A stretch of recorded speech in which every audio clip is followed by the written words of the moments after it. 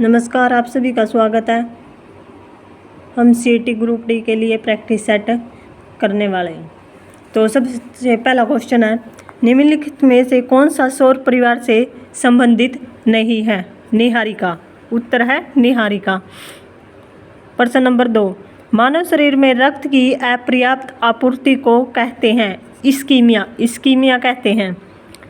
Next है, नील नदी का स्रोत क्या है? नील नदी का स्रोत है लेक विक्टोरिया।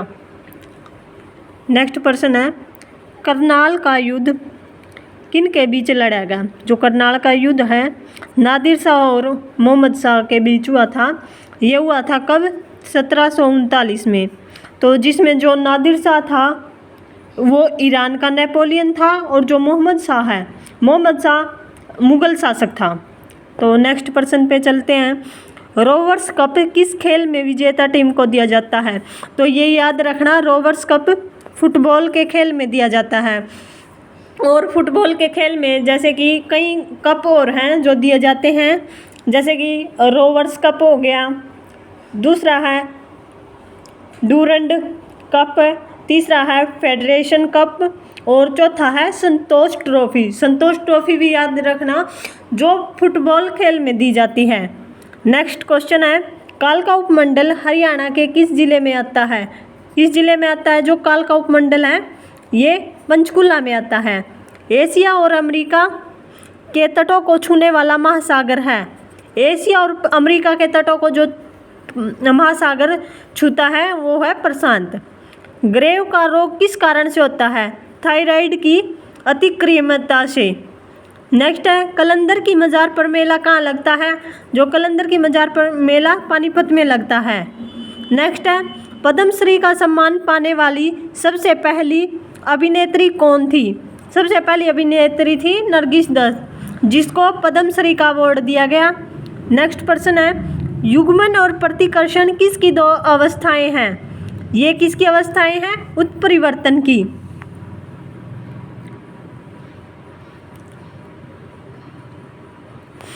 नेक्स्ट प्रश्न है, कौन से बाजार रूप फर्मों के निर्बाध प्रवेश और निर्बाध प्रस्थान की अनुमति देते हैं? पूर्ण एवं अल्पाधिकार जो फर्में हैं।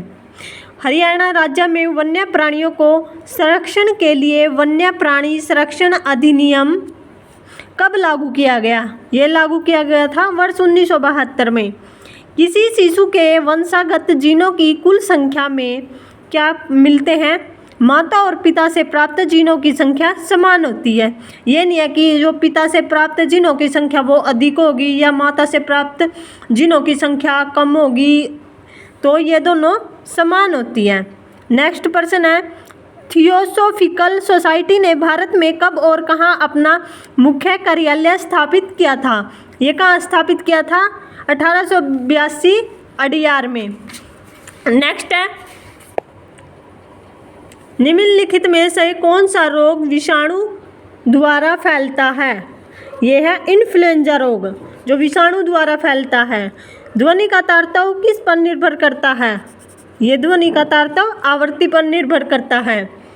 एक कृत्रिम पारिस्थितिक तंत्र निरूपित किया जाता है जल जीवशाला द्वारा। गोला बारूद उद्योग हरियाणा के किस नगर का प्रमुख उद्योग है? ये गोला बारूद गुरुग्राम का। भारत में पीली क्रांति का संबंध है, तो पीली क्रांति का संबंध तिलहन के उत्पादन से है। एक हरित क्रांति है, हरित क्रांति का संबंध हरियाली से, और जो श्वेत क्रांति है यानी कि सफ़ेद क्रांति उसका संबंध है दूध से।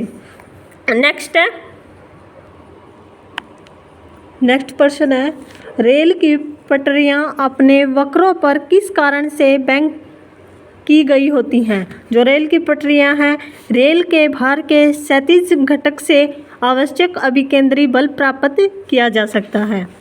अगला प्रश्न है, निम्नलिखित में से वह कौन सा अम्ल है जो मूलतः कार्बनिक नहीं होता? जो कार्बनिक नहीं होता, सल्फ्यूरिक अम्ल।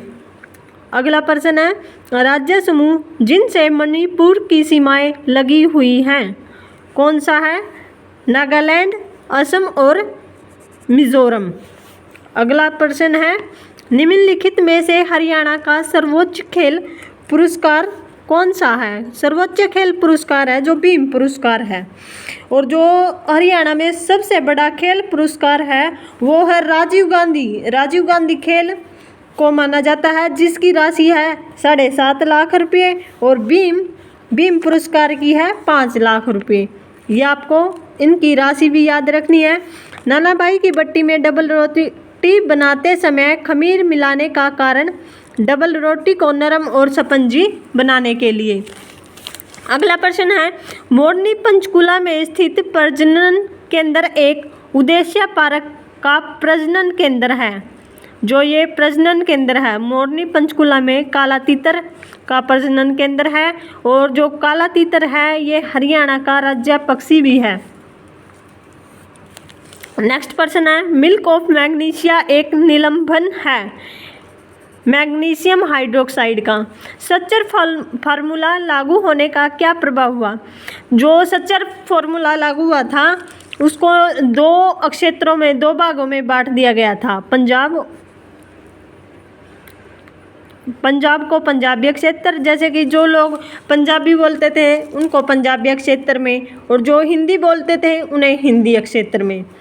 अगला प्रश्न है, फतेहाबाद हरियाणा की सारा गुरपाल निम्न में से किस व्यवसाय से जुड़ी हुई है?